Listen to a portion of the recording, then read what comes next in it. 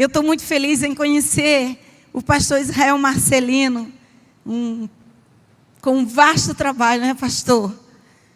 Trabalha incansavelmente para o reino de Deus e tem, neste período pós-pandemia, eu sei que esse seminário já vem antes, mas agora é muito pertinente. O tema cura da mente. Eu ouvi aqui que a esposa do pastor disse que eles tinham o propósito de fazer antes da pandemia, ou não, depois da primeira onda, né? Mas Deus protelou, gente, porque sabia da necessidade. Agora, o que eu estava lendo ontem no seminário, a palavra que nós ministramos é que alguns pesquisadores de universidades que estão trabalhando com fontes de pesquisa sobre a preocupação, né, do número gritante de pessoas que vão potencializar problemas emocionais depois da pandemia. Diz que até para alguns tirarem a máscara quando forem totalmente liberados, você precisa fazer terapia. Já pensou? Como pode, né? Mas Deus se antecipa, sim ou não? Glória a Deus a todas as situações. Verdade que essa igreja não havia passado por um momento assim, tão contundente. Historicamente não temos essa experiência, né? Mas passamos em nome de Jesus. E a igreja que saiu da pandemia, ela não saiu fraca, ela saiu com resiliência. Deus sabe todas as coisas.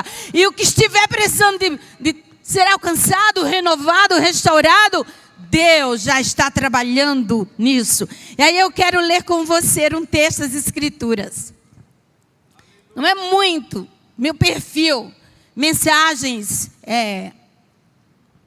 biográficas, mas hoje eu vou tomar um texto aqui, no livro de Juízes, para lhes compartilhar a ministração da palavra de Deus.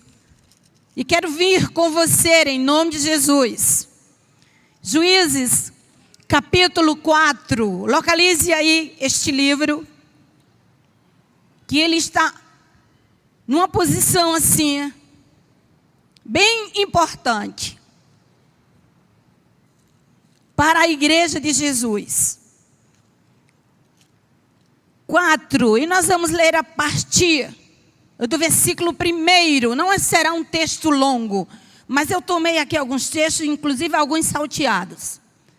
Os filhos de Israel tornaram a fazer o que era mal perante o Senhor, depois de falecer Eude. Entregou o Senhor nas mãos de Jabim, rei de Canaã, que reinava em Azor. Císera era o comandante de seu exército, o qual então habitava em Arosete e Agoim. Clamaram os filhos de Israel ao Senhor, porquanto Jabim tinha 900 carros de ferro. Por 20 anos oprimia duramente os filhos de Israel. Débora, profetisa, mulher de Lapidote, julgava Israel naquele tempo. Versículo 6. Mandou ela chamar a Baraque, filho de Abinoão de Quedes de Naftali, e disse-lhe: porventura o Senhor, Deus de Israel, não deu ordem dizendo: vai e leva gente ao monte Tabor, e toma contigo 10.000 homens aos filhos de Naftali e dos filhos de Zebulon, e farei ir a ti para o ribeiro Quizon, a Císera, comandante do exército de Jabim, com seus carros e suas tropas. E o darei em tuas mãos. Então Baraque lhe disse: se fores comigo, irei. Porém, se não fores comigo, não irei. E ela respondeu: certamente irei contigo. Porém, não será tua a honra da investida que empreendes, pois as mãos de uma mulher o Senhor entregará a Císera. E saiu Débora e se foi com Baraque. Último versículo aqui deste capítulo, o 23, vamos ler. Assim Deus naquele dia humilhou a Jabim, rei de Canaã, diante dos filhos de Israel. Eu tomei alguns textos só para fazer um link daquilo que eu lhes quero compartilhar. Pelo texto, ter uma força de descrição muito grande, por ele evocar uma atitude de fé, uma confiança em Deus. Por Ele mostrar que não há vitória sem dependência de Deus, sem reconhecimento da impotência humana. Quando a Bíblia vai tratar do livro de Juízes, o Espírito de Deus leva em consideração pontuar um tempo de altos e baixos, de guerras, de perdas, de buscas, de vitórias. A nação, no contexto mundial, não era um grande império, não era um Egito, nem a Síria e nem a Síria. Ela era um povo recém-estabelecido em um território que Deus havia prometido por herança e aliança a Abraão, Isaac e Jacó. Agora Israel estava ali como povo de Deus, num território em que eles precisavam depender de Deus para viver. Precisavam depender de Deus para a chuva. Precisavam depender de Deus para que a terra respondesse ao homem através das colheitas. E isso só seria possível se aquela nação reconhecessem a força e o valor da aliança, que deveria ser levada em consideração em amor e em obediência. Mas este livro, ele vai relatar exatamente a crise humana, a crise da fé, a resistência do coração. É um período de ciclos. Sai de uma narrativa, quem vem lendo a Bíblia, que passa pelos 5 primeiros livros, pela Torá, pelo Pentateuco, e entra no livro de Juízes, entra com tudo. É o exército de Deus empurrando as dificuldades, é as muralhas caindo, é o céu se abrindo, é o exército de Deus vencendo, e é o inimigo caindo para dar espaço a um povo que avançava debaixo de uma ordem de conquista e obediência. Mas aí para. O povo se estabelece e se acostuma com a bênção de Deus. E isso torna a vida espiritual do povo pesada, cansada. E aí começa a entrar coisas que vai enfraquecendo a fé e tornando os cultos, as reuniões, mais ritualística do que mesmo aquecida por um coração que tem sede de Deus. E a narrativa que chega ao capítulo 4 mostra uma crise que começa por uma resistência da nação, por um descuido espiritual.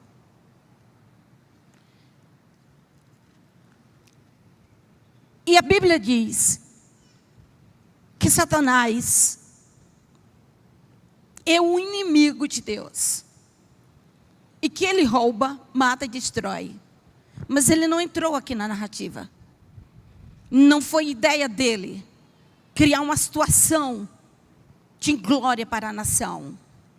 O próprio Deus, que ama estar com o povo, ama fazer parte da espiritualidade de seu povo, ama vir aos cultos, aos seus devocionais, permitiu que uma confederação liderada pelo rei do norte, chamado Jabim, estendesse suas conquistas e avançasse entrando nas fronteiras de Israel. Alguém crê que Císera, que é colocado aqui como general, estou nesse contexto histórico, principalmente os jovens, entendam melhor o que aconteceu aqui.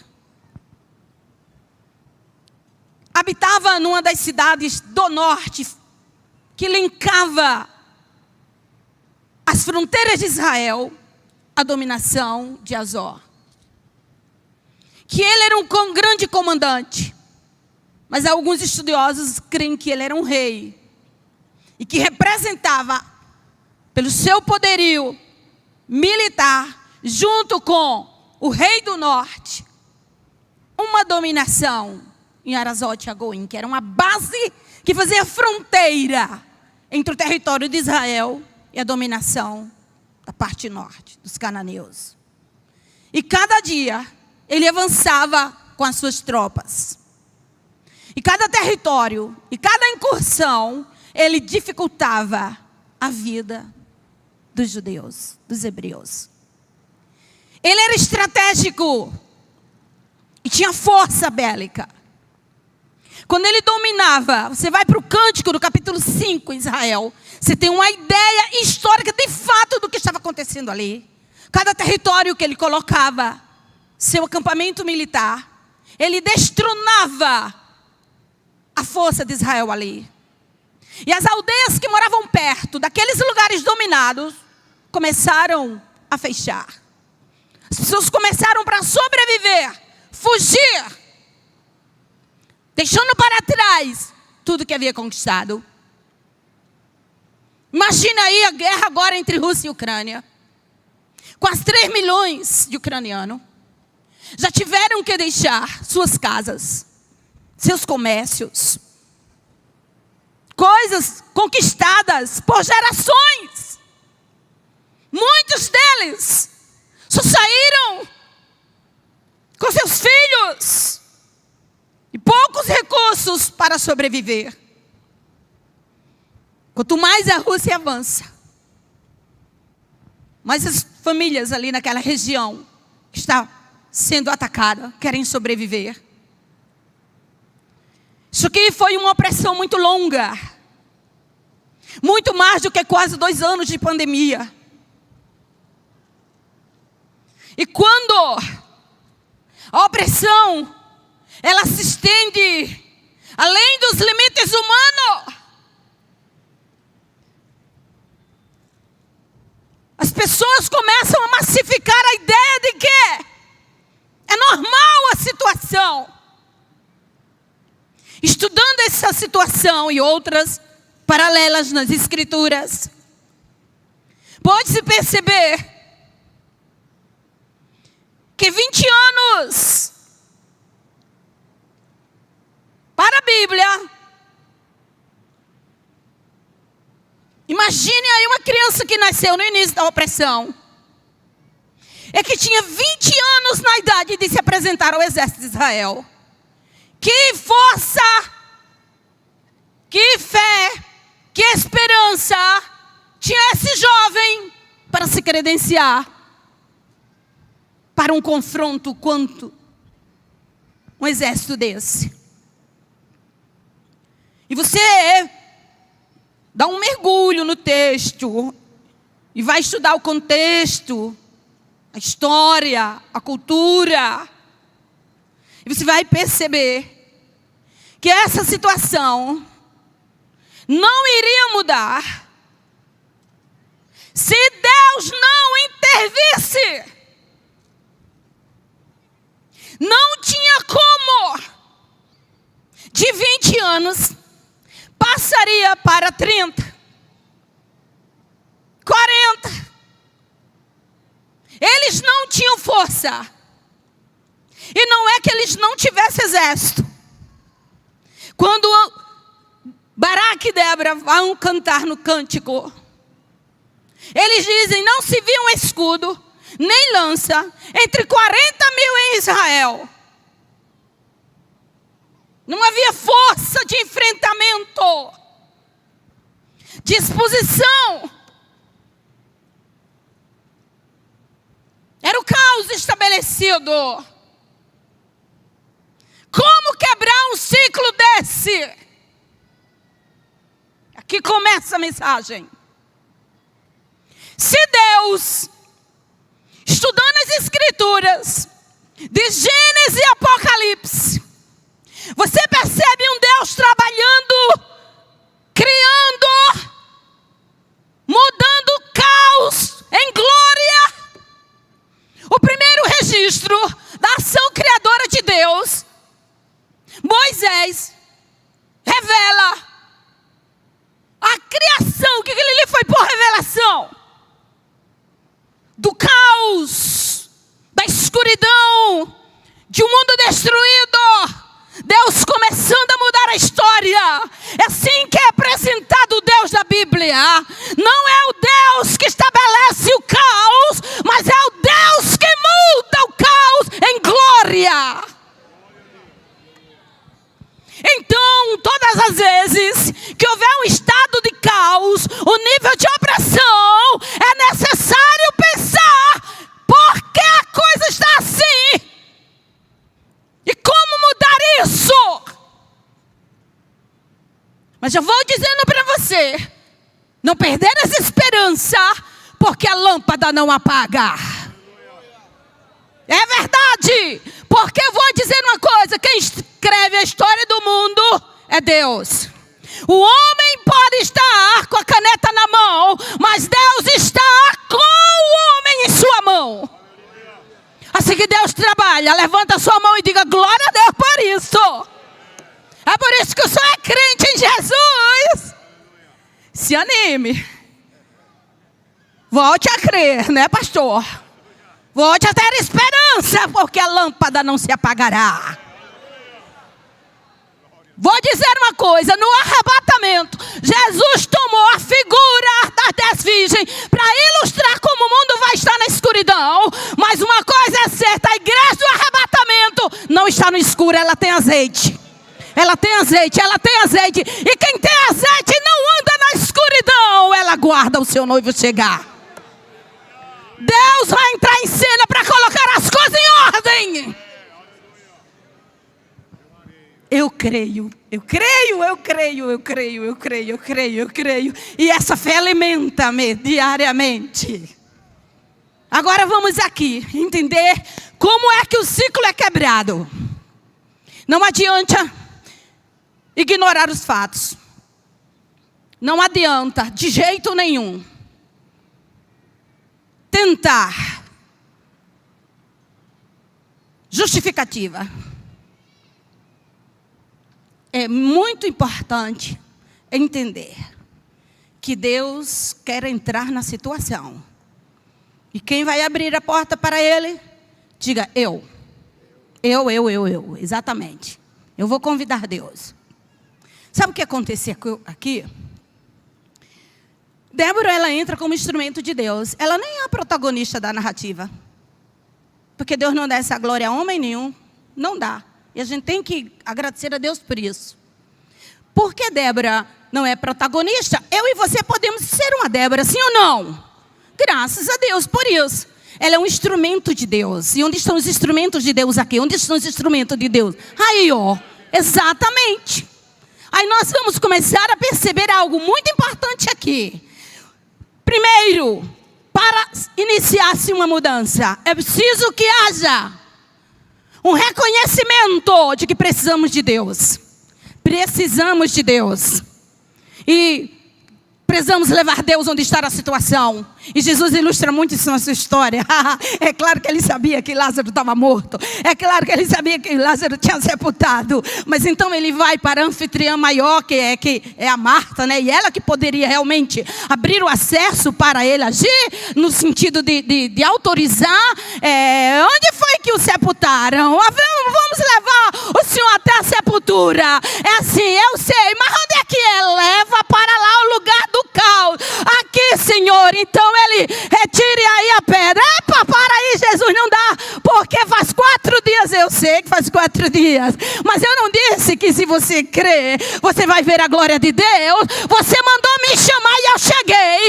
E quando ele chega, ele vai mudar a realidade. Abra a porta chegando. E se a gente não for, não tomar autoridade nessa palavra, aí é 5 anos, 10 anos e você vai querer culpar alguém e vai continuar assim? Não, de jeito nenhum. O povo entendeu que precisava buscar a presença de Deus. Então eles clamaram. E a palavra aqui é do hebraico para a língua portuguesa. É o clamor. Mas esse clamor aqui não é aquele clamor assim esporádico. É mais ou menos assim, Senhor, a gente está aqui, Senhor, será que eu não estou? Não, não. O clamor desse povo aqui foi uma atitude de reconhecimento de sua debilidade, de sua impotência, de que eles haviam tirado Deus do exército deles. Por isso, se Deus é por nós, mas tira ele do seu exército, pode colocar aí arma de guerra de tudo que é estrategista. Davi desceu para aquele gigante e disse: você está vindo a mim, eu sei do seu currículo, estou vendo pela sua altura e pela sua postura, que você, e o próprio Saul disse, ele é um guerreiro já famoso. Pois é, mas eu não estou vindo sozinho não, tá? Eu estou vindo em nome do Senhor dos Exércitos, e é o Deus que luta e vence sem arma.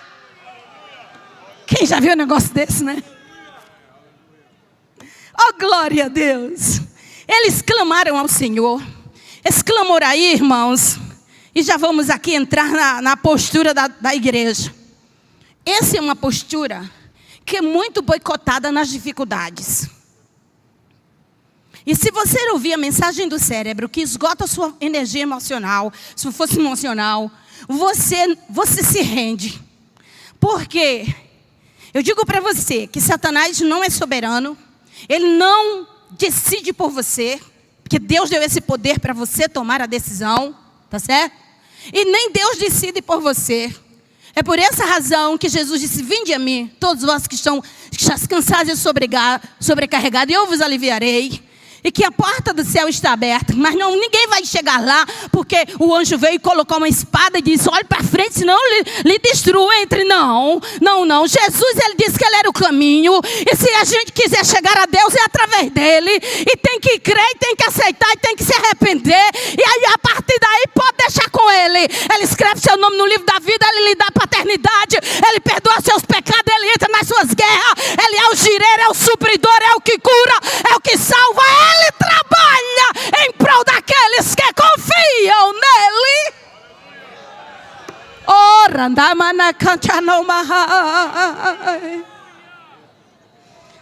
Esse é o Deus da Bíblia, é o Deus que eu amo, é o Deus que você ama. Agora vamos aqui. Olha só. A oração foi a primeira atitude. A oração, ela não é um veículo através do qual você e eu vamos manipular a Deus para que Ele faça o que eu quero. Não. Eu nem sequer posso sugerir a Deus, porque eu não tenho capacidade com essa mente sugerir e entrar e prescrutar a ciência de Deus. Mas eu posso chegar na presença de Deus, quebrantada, ajoelhada, com a face no chão, onde eu estiver, e reconhecer: Deus, sem ti eu nada posso fazer. Eu estou quebrado, estou sem recurso, mas eu sei que se tu vieres entrar na questão, tu mudarás a minha história. E eu quero que tu venhas. Deus, eu magoei teu coração. A gente falar que magoou o coração de Deus é fogo, né? Um negócio desse.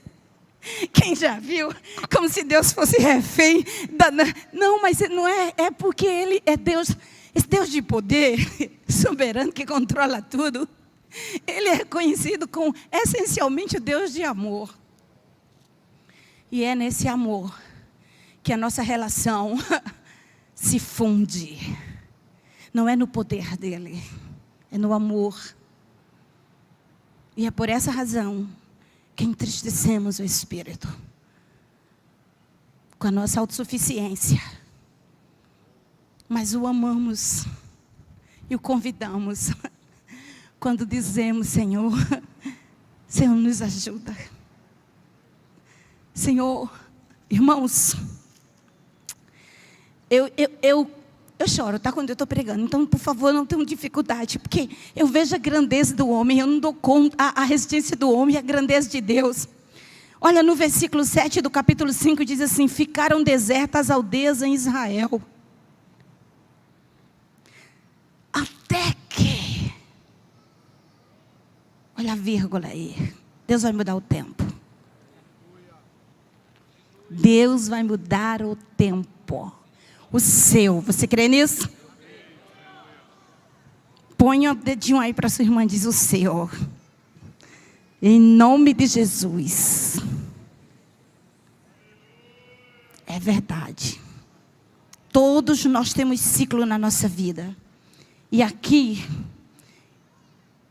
Débora diz: até que eu, Débora, me levantei por mãe em Israel. E quando isso aconteceu, pois bem, o povo orou. E as escrituras dizem, eu vou ler inclusive no Novo Testamento, Jesus disse: tudo quanto pedirdes em meu nome, isso farei, a fim de que o Pai seja glorificado no Filho. Se você orou especificamente por algo a Deus, você entenda e tenha certeza que Deus ouviu sua oração.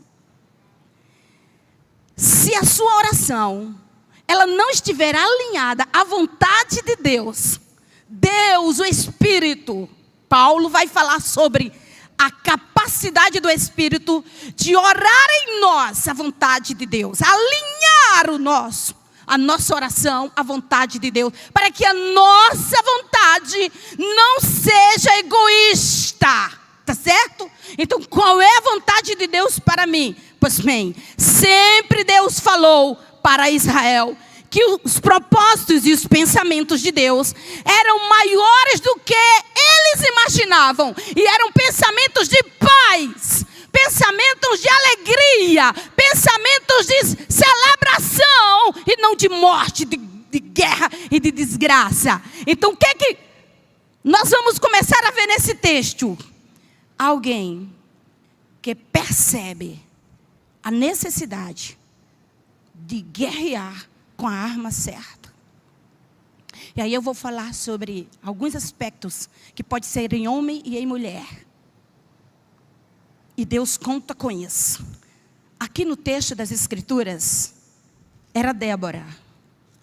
Ela não vem de uma posição aristocrata. Se ela viesse, isso estaria no relato histórico. Mas ela é ligada a Lapidote, que alguns creem que era esposo e outros creem que era uma região que não era localizada. Enfim, não vamos discutir essa questão. O que nós vamos perceber aqui é que quando o povo ora, Deus age. Deus entra, manifesta sua ação. Mas eu ainda vou mais além. Antes que o povo chegasse ao consenso da oração, esta mulher, ela já vinha fazendo um grande trabalho, porque nunca a igreja, em tempo algum, ficou sem ouvir a voz alentadora de Deus.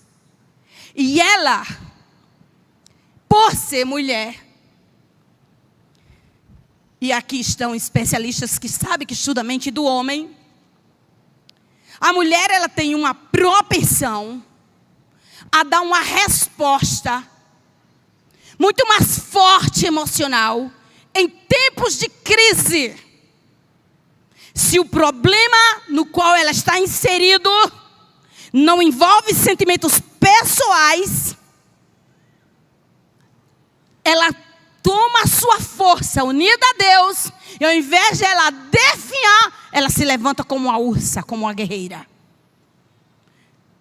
Vocês vão ver isso em algumas situações, que o homem, ele tem força, uma aptidão de liderança nata,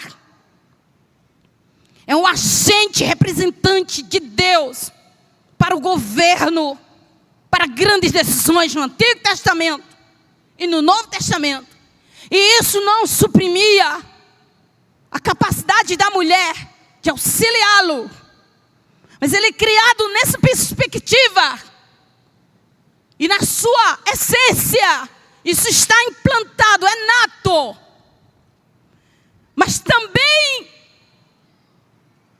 é real a ideia de que toda essa força de governo e de decisão, diante de situações que o homem não consegue dar uma resposta, que ameaça a força e que elimina as possibilidades, normalmente, com raras exceções, eles não manejam bem isso. E há uma tendência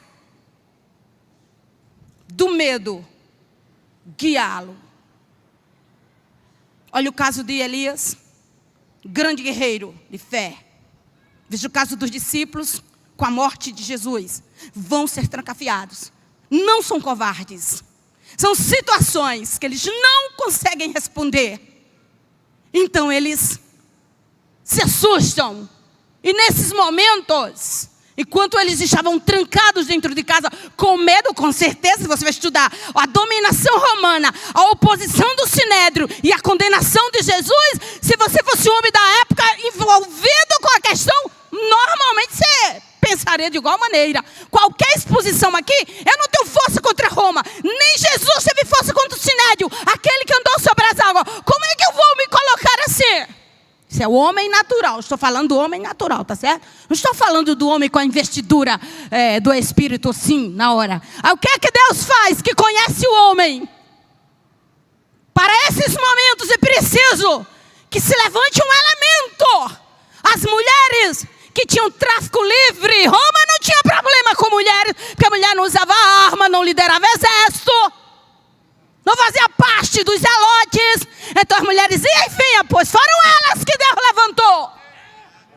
Não havia nenhum perigo delas se aproximarem do túmulo. O grande problema era quem iria remover a pedra. Mas quando Jesus chama, a pedra não é problema, não é verdade, irmão? Ele mesmo resolve de tirar a pedra. Pois é, olha que coisa linda. Elas passaram assim, ó, tranquilo. Pois é, aqui, a situação estava assim. Se você tem que entender bem direitinho, você que estuda a história das incursões, o perfil dos grandes capitães de guerra. A Débora, ela fica falando, ela começa a mostrar que toda a liderança, ela procurava, cadê os filhos dos príncipes, os que andam em mulheres brancas, que a mulher branca não era para qualquer pessoa, né? Já mostrava o extrato social do indivíduo. E vocês nem entraram na guerra, mas o meu coração está com os voluntários. E o que é que eu falo nesta noite para você? É que não é necessário você se preocupar com a sua posição em si. Quando a guerra se levanta, Deus costuma recrutar os voluntários. Oh, glória a Jesus! E Deus foi trabalhar no voluntário. Por quê? Porque o voluntário é assim, ele não estava adestrado. Mas quando Deus está envolvido na guerra, fique tranquilo, tá certo? Ele sabe a nossa impotência. Diga a Gideão, não vou porque não tenho exército e não tenho força. Deus disse para ele, meu filho, eu só quero que você disponha-se, porque eu irei contigo e te darei vitória. Quem que vai deixar um Deus desse de fora de uma guerra? De uma luta? Ai. Pois bem, levanta-te, Débora, até que eu me levantei.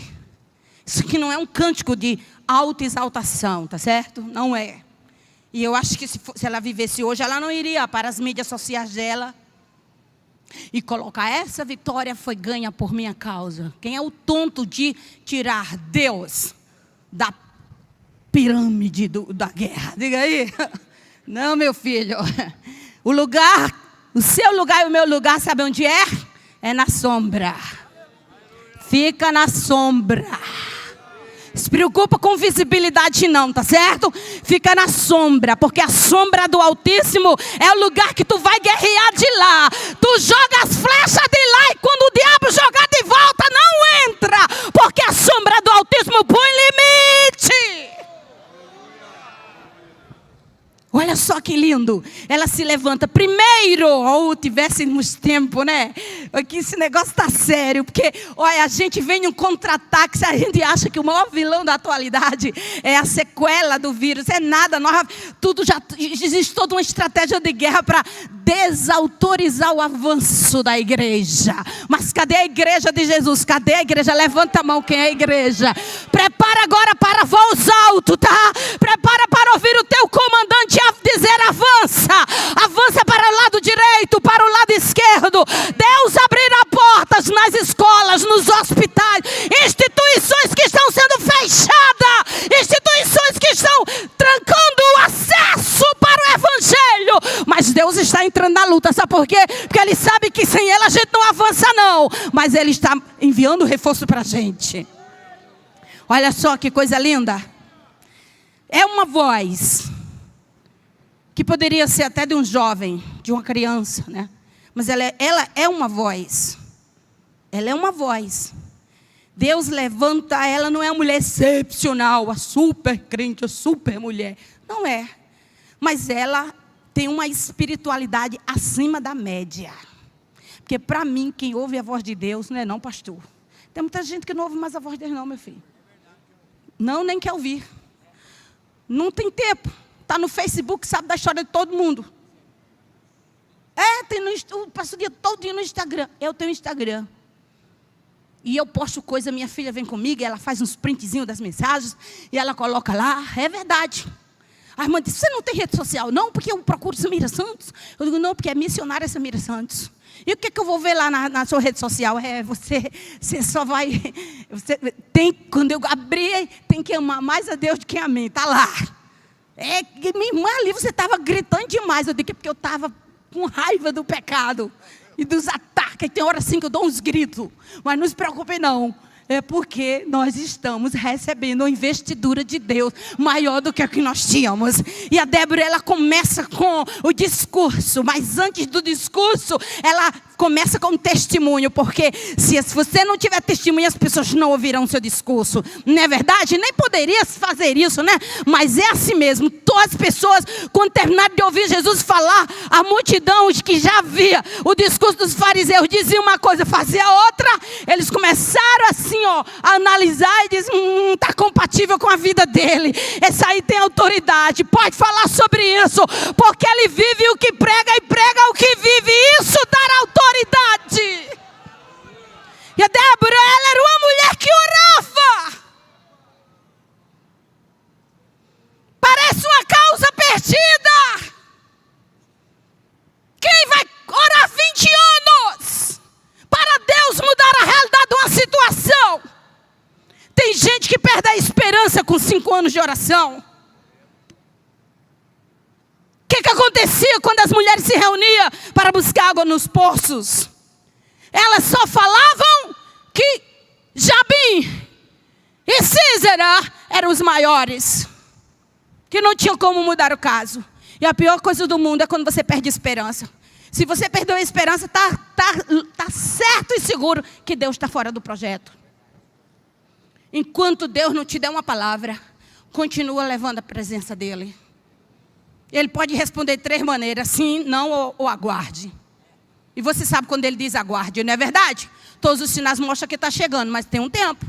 E o Espírito Santo vai alimentando sua fé, para você não desistir. Não é isso? Pois é, a Débora, ela orava. E porque ela orava, ela tinha vivência com Deus, espiritualidade. Ela tinha palavra para reverter o que ela não descrevia o que ela estava vendo. O que você está vendo, Débora? Eu estou vendo Israel morto, as famílias desestruturadas, a pobreza, porque guerra faz isso. Guerra traz muita pobreza e muita morte de doença. E você vai ler no texto que o que ele fazia? As ruas principais por onde passavam os mantimentos, ele colocava força militar e interditava. Que era para arruinar as aldeias com fome. Era ruim, este homem era mau. Ele era tão mau, que quando o povo orou, e Deus levantou a estratégia para mudar o quadro, a Bíblia diz que Deus, não foi nem Débora que sugeriu, e nem foi Baraque. Deus queria humilhar Jabim. Deus queria entrar na guerra e humilhar. A Bíblia nunca pediu para crente, não tem um texto na Bíblia dizendo que Deus humilhou crente justo.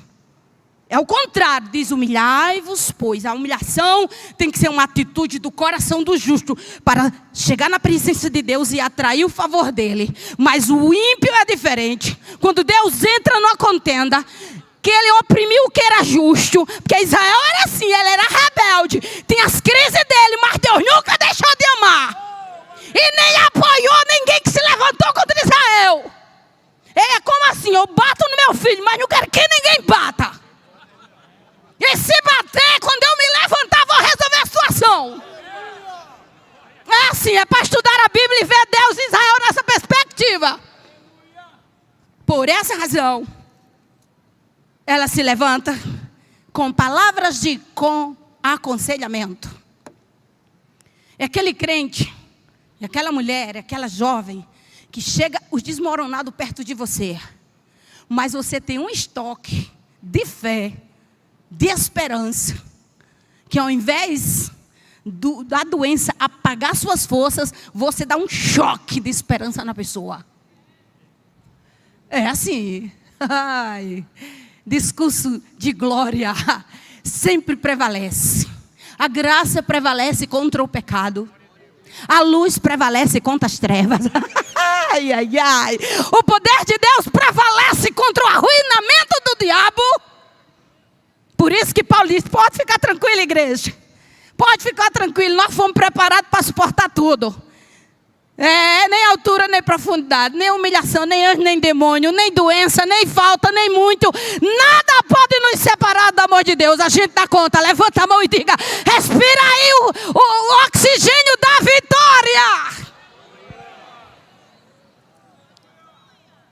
Aí Deus chama pessoas que crêem. Que em tempo de crise, minha irmã, não se associe a pessoas que...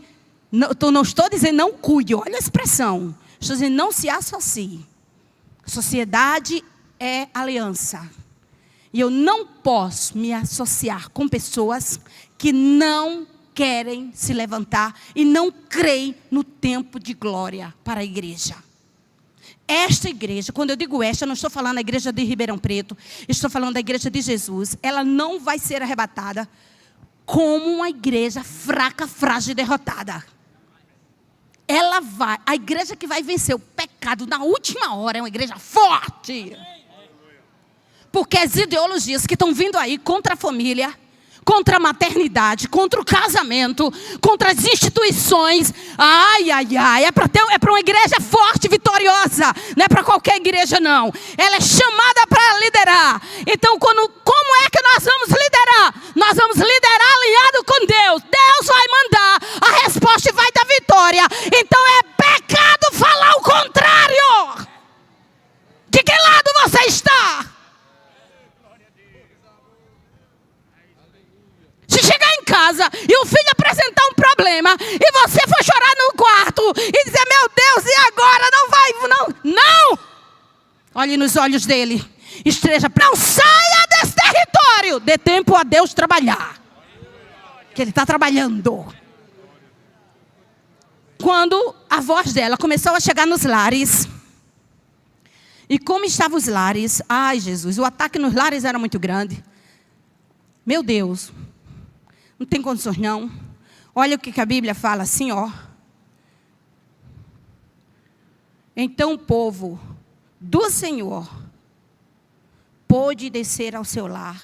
Tinham abandonado suas casas. A crise da guerra trouxe a crise para o lar, para a família. Imagina onde é que está a maior crise. No lar. É lá onde você tem que vencer as principais guerras. E já chegar aqui com força de estar vinculado a qualquer departamento desse e produzir para a glória de Deus. Não é para ter vergonha de ser crente. Você tem que ser satisfeito em Cristo Jesus, porque você, sua eternidade já é um caso resolvido na cruz. E se está caído, e aqui vai para as pessoas que estão nas redes sociais, se está caído, se depois da pandemia não teve mais força, se está querendo cortar os pulsos. Estava numa igreja agora que a pastora, a esposa do pastor me procurou angustiada. Pastor, pelo amor de Deus, 7 adolescentes da nossa igreja cortaram os pulsos. É uma febre, irmão, é febre do mundo. Tudo bem, são as crianças lá fora, com vácuos na família, figura de paternidade mal resolvida, a maternidade das mães sem compromisso, e as ideologias e filosofias do feminista, que eu não admito que uma mulher cristã que ame a Bíblia se declare feminista. A estudar o movimento e saber o que ele pretende, arrebentar a estrutura do lar, da maternidade e da família. E nós somos pela família, porque Deus é o Deus da família. Isso é guerra. Por essa razão, nós temos ali ainda alguns exemplares dos livros que eu trouxe. Vendemos bastante ontem. Mas se você não comprou este livro de Maternidade com Louvor, passe ali que terminar. Nós vamos lá para a livraria e vamos dar autógrafo, tirar foto. E você vai postar no seu Instagram que você é mãe comprometida com o seu lar. Mãe que ora. Você é um pai que está presente. Você crê na bênção da família. Deus visita a sua casa, abençoa seu lar e certifica seu ministério. Menos do que isso não é o que Deus tem para a igreja. E você não pode aceitar.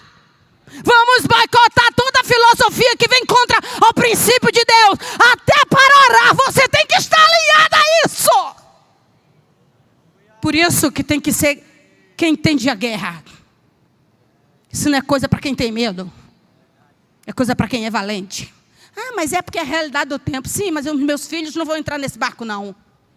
E nem a minha família. Minha família é patrimônio de Deus. Estamos certos nisso? Estamos de acordo nisso? Muito bem, glória a Deus. Agora vamos para ela começa a aconselhar. Olha, tudo bem, já estamos aqui bem. Mas daqui a pouco a gente vai concluir, deixar o segundo ponto para outubro, né? Outubro que vai ser o Congresso das Irmãs, que já está agendado aqui, né? Olha aqui, ó. Falar a vontade de Deus é estar alinhada à vontade de Deus.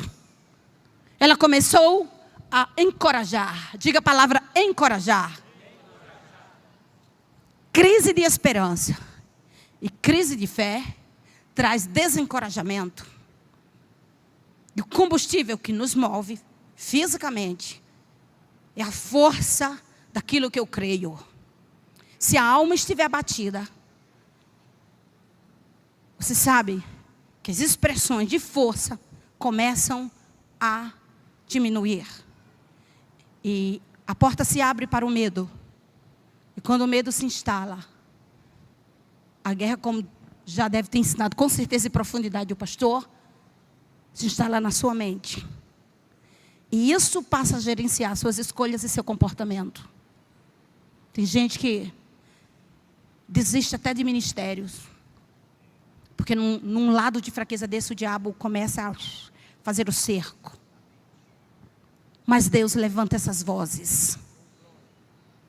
E ela começou a mostrar um novo horizonte. Por quê? Porque ela era uma mulher que tinha sensibilidade para olhar ao seu redor, as circunstâncias. E ela descobriu o seu papel, a sua participação. E ela deveria dar a sua contribuição naquele momento. Porque a pior coisa do mundo é dizer, isso não é problema meu. Isso é problema do pastor, do líder que está à frente. Crente que usa esse discurso está indo para o final da fila. Não podemos dizer que é problema meu. Sabe o que acontece? Se você é salvo e vai para o céu, não existe duas igrejas, nem dois corpos. A igreja é o organismo vivo.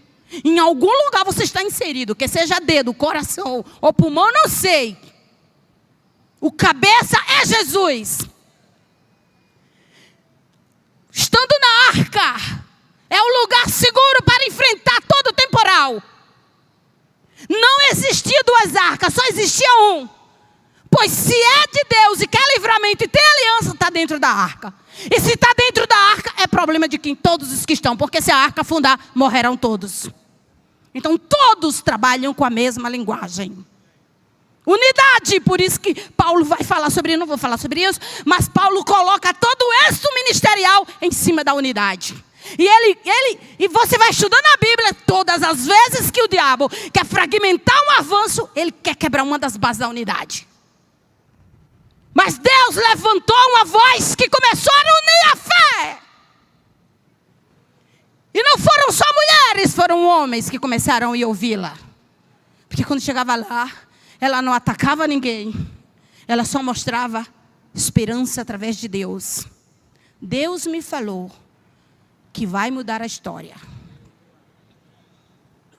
E ela procurou o comandante, que representava em Naftali a força do exército da região que estava debaixo da opressão. E procurou Baraque. E disse para ele: Deus falou comigo e disse para você recrutar 10.000 homens de Naftali, de Zebulon, e descer para o ribeiro do Quizon, porque Deus entregará a Sísera em suas mãos.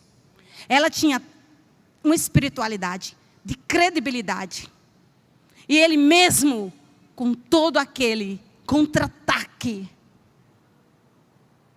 na sua crise, ele disse: se você for, eu irei. Ele não estava colocando ela no comando do governo, como algumas pessoas estão sugerindo aí, não, tá? Não existe isso não, tá bem? Baraque conhecia o lugar dele e o lugar dela. Profeta não governa e nem pega espada.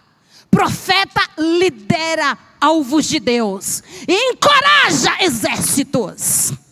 Mas são os comandantes de exércitos que lideram incursões. O que ele precisava não era de um novo comandante de guerra. Vamos consertar aqui para a mente de algumas pessoas aí que querem colocar Débora à frente e Baraque na sombra dela. A ideia não foi essa. Eu preciso de alguém espiritual. Olha, eu vou lhe dizer uma coisa. Se você estudar ou ler grandes guerras do passado, você percebe que havia uma prática do rei e dos comandantes de esquadrões. Um dia que antecedia a guerra, o rei e os comandantes de guerra passavam nas tropas. Sempre, ainda que eles tivessem um poderio militar menor, eles passavam com uma mensagem diferente. Eles sempre mostravam ao exército deles que eles iriam ganhar. E para levantar o ânimo dos soldados, isso era uma prática comum. E eu acredito que até hoje isso existe. Era exatamente isso que ele estava querendo. Eu preciso que você, um dia antes de descermos, avance para a frente das tropas e diga a todos eles o que Deus lhe disse. Para eles descerem crendo na vitória, porque eu já creio. Você vai comigo? Ela disse: claro que eu vou. Eu vou porque eu sei em quem eu crido. Estou bem certo que Ele é poderoso. Eu sei que eu ouvi sua mensagem e sei que Ele vai reverter o quadro. E ela foi como uma líder espiritual. Não se pega em espada, não vai para frente de guerra, não dá nenhum comando de estratégia. Mas quando ela chega com o seu líder à frente das tropas, meu irmão, é uma coisa séria. Ai, meu Deus, o que é a espiritualidade nas pessoas? Tem pessoas que você olha para elas, o seu coração é atraído para o que tem de Deus na vida dela. Você quer beber. Olha, meu esposo já levou alguns mestres para ministrar em nossa igreja. E depois saímos para um jantar, que é natural. E nós ficávamos até meia-noite, 1h, assim, bebendo a sabedoria. Homens experientes, homens com graça, homens com marcas de ministério, homem santo. E contava experiências, e interpretava textos da Bíblia. E meus filhos aqui, Jéssica, lembra, muitas vezes isso acontecia. Coloca os meninos aqui, vamos ouvir agora o pastor fulano ensinar. E a gente comendo e eles ensinando as coisas. Depois ficávamos até tarde. E às vezes um começava assim a cochilar. Tá bom, então vamos dormir. Por quê? Porque a gente não podia perder a oportunidade. E homens e mulheres que quando estão perto, não falam da vida de ninguém. Não estão vomitando doença, nem ressentimento, nem amargura. A atmosfera onde eles estão é céu. Onde eles chegam é céu. E quando você se aproxima dele, você é puxado para essa atmosfera. Aí daqui a pouco você está chorando, crendo na promessa. Ainda Deus ore por mim. Nós precisamos permitir que Deus faça isso conosco. Porque tem gente que está dentro de casa matando a fé dos filhos, destruindo o casamento. É verdade. Mas nós temos que despachar a nossa família debaixo dessa promessa. O dia hoje será um dia de vitória. Creia na bênção de Deus. Ande na sua presença. Busque o Senhor. Se surgir qualquer coisa. Eu tenho uma neta de 6 anos e um neto de 6 anos e meio. E então eu chamo. E digo para eles, os pais são crentes, presbíteros, servem a Deus, amam o Senhor. Eu já li para eles alguns livros, por exemplo, O Peregrino, na versão de adolescente, e outros livros que ajudam a mergulhar um pouco nos princípios divinos. E aí uma vez, esses dias eu disse para minha neta, e quando meu neto estava conosco lá, que ele mora no Rio de Janeiro, eu disse para ele, olha, vai ter momento que o papai e a mamãe não vão estar perto. O papai e a mamãe não vão estar lá. A vovó está um pouco. Você vai olhar e você vai perceber que todas as pessoas que estão próximas a você não são pessoas ligadas ao seu vínculo afetivo. E se surgir qualquer ameaça, qualquer que seja, repita comigo, qualquer que seja a ameaça. Pronto, qualquer que seja, ali onde você está é céu, não é inferno não. É céu. Você é conhecido lá em cima. Assim que você levante a mão direita, faça comigo, levanta a mão direita. Pronto. E dê um grito por Jesus. Só dê um grito. Não se preocupe. Grite. Jesus! Pronto. Quando você der esse grito, rapidamente, eu vou lhe dizer uma coisa. Deus decidiu uma grande batalha somente enviando um soldado celestial. Não é verdade? É verdade. Um soldado só desceu para definir uma guerra. Assim é Deus, meu filho. Deus manda o anjo. E quando Deus mandar o anjo, fique só vendo o que é que ele vai fazer. Ai, meu Deus, que coisa santa. Essa mulher, ela tinha sensibilidade para ver o seu papel na história. E ela se comprometeu com o futuro da sua nação. Eu não vou ver minha nação arruinada, não. E cuidado com o arruinamento da nação do Brasil, viu? Cuidado. Vamos orar e vamos agir. Né, pastor? Vamos orar e vamos agir, porque o diabo, ele está querendo tomar o Brasil. Levanta a mão direita, levanta. O Brasil é o 4º país em missões no mundo. Está querendo um contra-ataque contra a nossa nação, mas vamos entregar o Brasil? Diga o Brasil. O Brasil é de Jesus Cristo. Isso não pode ser mudado. Aleluia. Pronto. Então desça com coragem, com força e ocupe o seu papel. Lidere com as lentes de Deus. Não olhe os 900 carros do inimigo, nem a força que tem o exército do inimigo. Não olhe a estatura e nem a força da filosofia que vem contra a sua fé.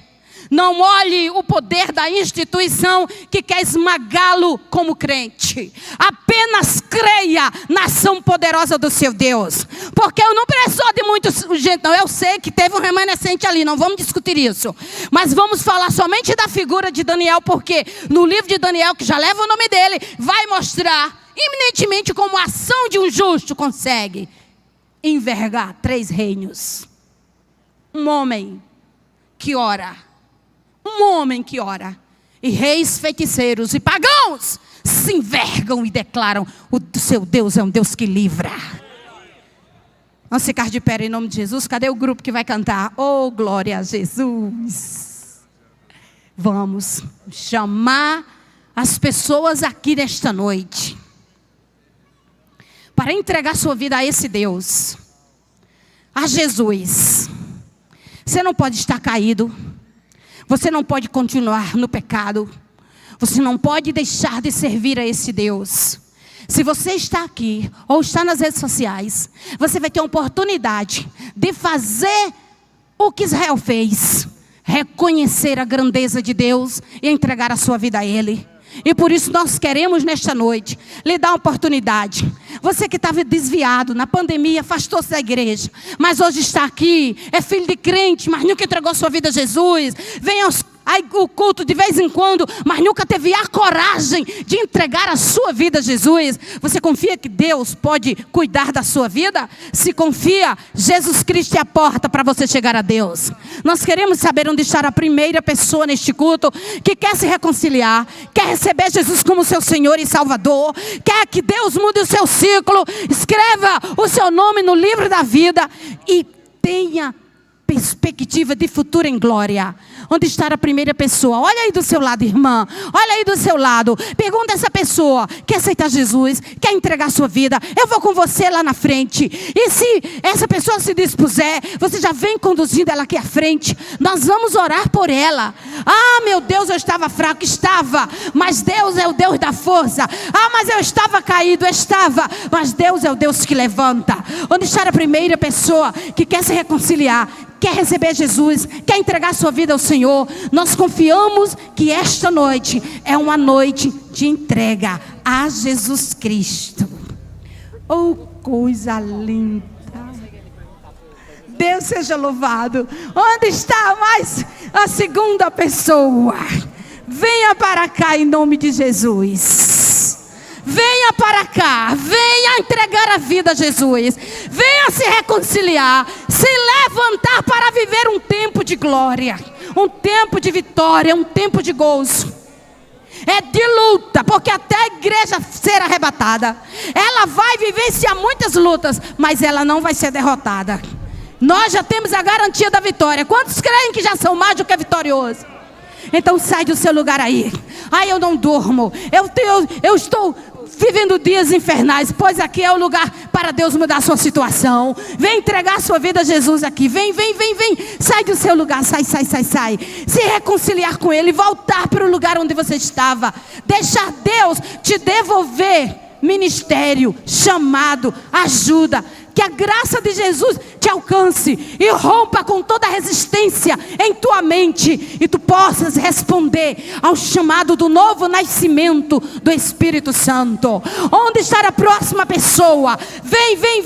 Pode ser das arquibancadas aí. Desce. Com 20 anos, quase 20 anos, o Senhor me trouxe para servi-lo, e até hoje, ai que coisa maravilhosa. Já chorei muito, muita luta, mas eu sou uma mulher vitoriosa. Vem para cá em nome de Jesus. Onde está o próximo que quer entregar a sua vida ao Senhor?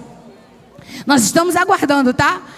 Enquanto o grupo de adoração já vai se aproximando aqui, a gente vai orar por você. Você que está aqui, você que chegou aqui abatido, você que chegou aqui doente, você que chegou aqui arrasado, mas você está aqui porque Deus lhe trouxe. Ah, meu Deus, Jesus está chamando para um concerto, para uma aliança. Vem, sai do seu lugar aqui. Nós estamos aguardando você aqui, tá certo?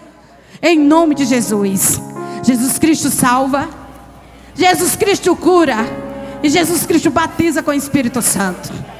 Ele restaura, Ele quebra o ciclo da opressão, e Ele nos leva para o território onde os carros do inimigo vão ser derrotados, e nós vamos cantar o hino da vitória. Deixa Deus trabalhar. Deixa Deus trabalhar na tua vida, no teu casamento. Deixa Deus trabalhar na tua história, porque Deus vai derrubando as forças do mal e te levantando para uma vida de força, de ministério, de graça, de chamado, de alegria, de louvor. Tem mais alguém que quer entregar a sua vida a Jesus? Aramanai dekan cherubihai yanemana karadeyo. Tem mais alguém que quer entregar a sua vida nas mãos de Jesus? Senhor Deus Todo-Poderoso, levanta nesta noite. Salva, Senhor. Traz da escuridão os que estão em trevas. Solta do cativeiro do pecado. que estão caídos. Salva nesta noite, Jesus. Continua, você ainda tem oportunidade.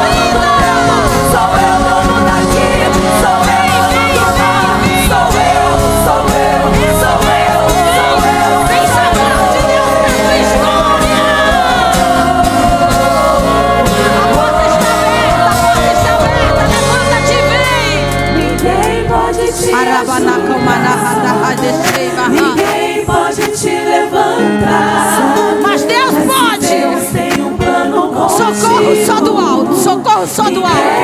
Deus te trouxe, te deu um livramento. Traz, vem pra frente, entregar sua vida a Ele, a Ele, a Ele. A receber esse Jesus. É tremendo, não é não? Oh, glória a Deus. Tem mais alguém aí que está precisando ser socorrido pelo Senhor? Vem, vem, crise de esperança. Pensou até em morrer, mas Jesus trouxe você hoje à noite. E Ele te diz que é Ele que salva, que perdoa, que devolve história. Venha, sai do seu lugar e vem entregar sua vida nas mãos do Senhor. Vem se aliançar com Ele. Vem se reconciliar com o Senhor. Nós vamos orar. Desde essa criança. O meu filho veio muito pequenininho e hoje é um presbítero. por iniciativa própria, o Espírito guiando. Meu Deus, o Espírito Santo disse para mim que nesse grande mover que vai fazer, muitas crianças virão à frente por iniciativa própria, serão batizados e serão resposta de Deus, marca de crianças separadas para a glória do Senhor, sinal de que Deus vai intervir pelas crianças. Aradenei bacomanai. Levanta a mão e vamos orar por estas pessoas. Ainda está vindo há uma onda de suicídio, mas Jesus vai se antecipar e a vida vai entrar no lugar da morte. Então quem está sendo perturbado precisa entregar a vida a Jesus, confiar nele, gritar: vem Jesus, vem. Querido Deus, toda honra, glória, louvor e poder e domínio, sabedoria, influência, majestade pertence a Ti. Riquezas e glórias ao Rei dos Reis, ao Teu Filho Jesus Cristo, que venceu e portanto recebeu um nome que é sobre todo nome, e é no nome dele que nós oramos, para que estas vidas sejam perdoadas, estas vidas sejam libertas, essas vidas, oh que coisa maravilhosa, essas vidas sejam restauradas. Toca na mente, onde há muitas fortalezas de opressão maligna, rompe com herança de pecado e solta estas pessoas para viverem no poder da graça, no Evangelho, que é o poder de Deus e a salvação para todo que crê. Que o sangue, que fala mais alto do que o sangue de Abel, ó Jesus, sangue da expiação, ele seja derramado sobre estas vidas, no corpo, na alma e no espírito, e que estas pessoas caminhem para os céus com a mente de Cristo e a sabedoria do Altíssimo. Sejam instrumentos do Senhor para as famílias. Não permita que Satanás prospere em nenhuma tentativa de boicote ou de frustração. Assessora a fé destas pessoas, levantando pessoas, instrumento teu, para cuidar destas vidas que aqui estão, no nome de Jesus. Enquanto vocês, não sei como a igreja faz, se nota os nomes, eu não sei como é o procedimento aqui, né, pastor? A equipe já vai estar aí. Nós vamos orar agora por você que veio, que é crente fiel, está aqui. Levanta a mão os crentes em Jesus. Agradecer a Deus porque você está vivo. Porque você está vivo. E repita comigo: a minha vida, eu a viverei para o propósito de Deus. Porque fora disso não vale a pena viver, não é? E quando a gente vive para o propósito de Deus, a idade não é problema para a vida da gente, não. Vai perguntar a Simeão o que ele fazia com quase 80 e poucos anos lá no templo, esperando o Messias. E nós estamos esperando Jesus, né? Agora não é mais o Messias, mas é o Rei dos Reis. Nós vamos orar por você. E nesta hora Jesus pode lhe renovar, lhe curar, lhe fortalecer, tocar no seu coração, nos seus órgãos vitais e liberar sobre você um milagre. Porque milagre é pela graça. Agora levante sua mão e ore comigo, abra a boca. Você é crente liberto. E ore, e depois cante com esse grupo, em nome de Jesus.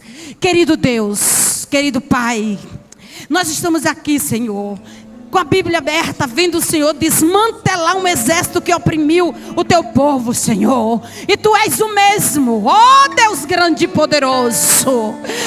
Não foi só a geração de Débora que viu milagre, a nossa também, Senhor. Aqui existe muitas mulheres, jovens, crianças, pastores, ministros. Ó meu Deus, entra na história, toca no corpo destas pessoas, vai nos órgãos vitais, faz cirurgia, faz transplante, renova a força, afere o ânimo, entende sentimento, Senhor, estratégia de vitória, e permita que estas pessoas tenham voz profética para liberar a bênção onde chegarem, em nome de Jesus. E só os vencedores dão glória a Deus.